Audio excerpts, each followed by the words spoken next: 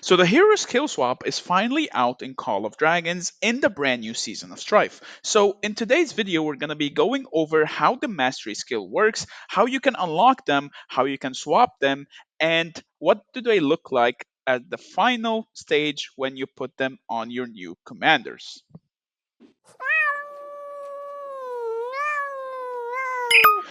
What is up, guys? Meower here, back with a brand new Call of Dragons video.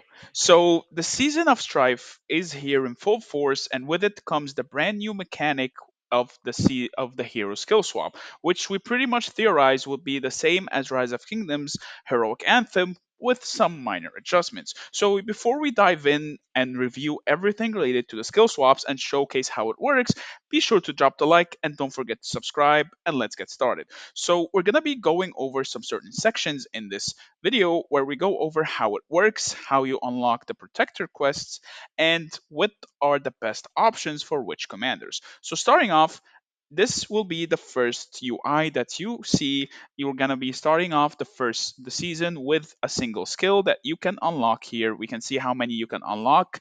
You start off with a daily free unlock, and then you can spend 400 of the currency that you get doing quests in order to unlock more and more mastery skills in your monolith. So you can have up to 5 active skill swaps given at any time, and you cannot have two commanders that have two skill swaps for them in a single march. It will only activate your primary. So, for example, if I have my Lilia that has a skill swap and then I have my Valen that has a skill swap, only my Lilia will take effect and the Valen will not take effect. So, that being said, let's see how it works. So I'm going to be putting my Madeline skill on my Goresh, which I think is the best option right now out of this entire pool for Goresh.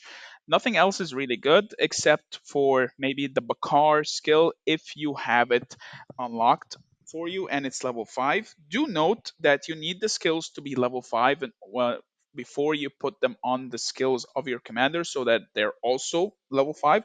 So this will reward people that really worked on their accounts previously versus others that did not work as much. So we're going to be putting the Madeline skill on top of our Goresh. We're going to be swapping out the Goresh the final skill because I am not a rally lead, so I have no reason to keep the skill active. So what we're going to do is going to be giving him an extra 15% counterattack, making that March deal 120% counterattack and get an extra 15% HP boost. So we're going to be putting it here, going to be confirming, and that's how it looks like at the end. We're going to be going over our Goresh, and he has Madeline's skill here.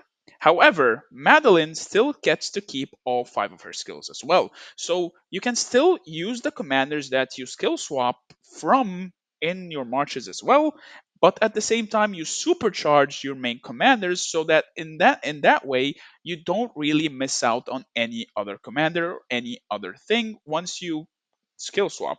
You can also exchange what ones that you want for 300 of the tokens or the stone testaments.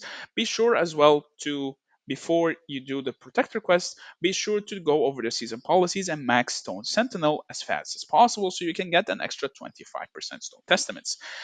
How you earn stone testaments is from the protector quests. They refresh every single day. You can have up to 3, and you can activate the difficult version of every skill. Sadly, I already captured my warp at set reset. I didn't know it could be a quest, so I didn't save up. I just got all my warp at set reset, so sadly I won't be able to do this. But going over tomorrow, I'll be sure to go over every single quest and then do it as fast as possible so I can just keep unlocking more and more into my pool so that once the Augur Stone progresses, I'll be able to put other skills onto my other heroes and be as efficient as possible. As for the best options for every commander, the Light of Sorland is probably a no-brainer on someone like Lilia or Nico, whatever option you want for either of them, depending on which troop type you main. For two main reasons.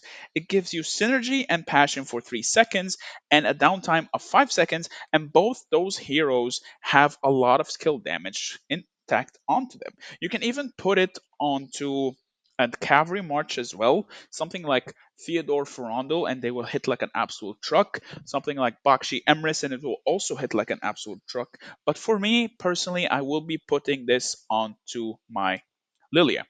The next option I will be going over would be my Kanara. I will probably put my Kanara skill on my Magret. And the reason for that is Magret already has a lot of built-in move speed in the March Magret Zeta.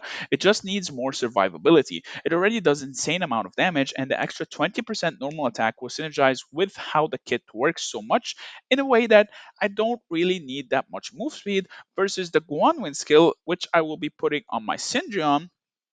And the reason for that is because I need the move speed on Syndrome. You could ask me, but why not go for Nico? I don't need the counterattack. I already deal a lot of damage, and it's not permanent counterattack either. So I would better off going onto base stats of my physical move speed, physical attack, and my march speed, especially after the buffs to Archer's move speed, that making that 10% so much more valuable. The last option that I will, or the last two options that I will go for will probably be another thing for my mages, which is Frostbite. I will probably put it on my Tohar for my Bird Tohar.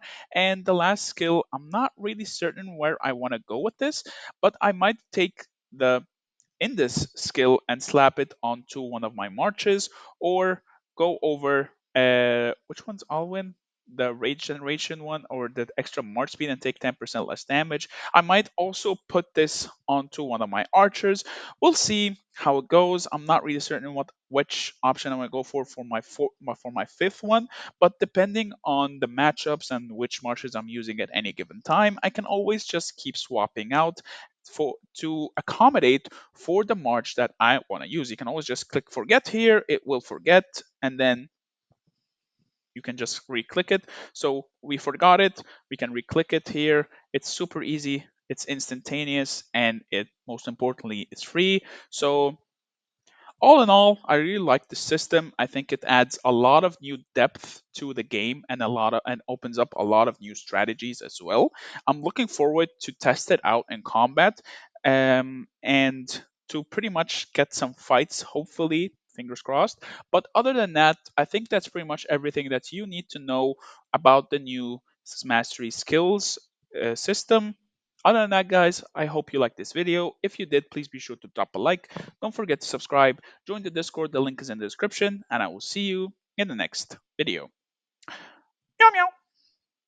If you enjoyed this video, click here to watch the next video. Oh, meow meow meow. Meow meow meow meow meow meow. Meow meow meow. Meow meow meow meow meow.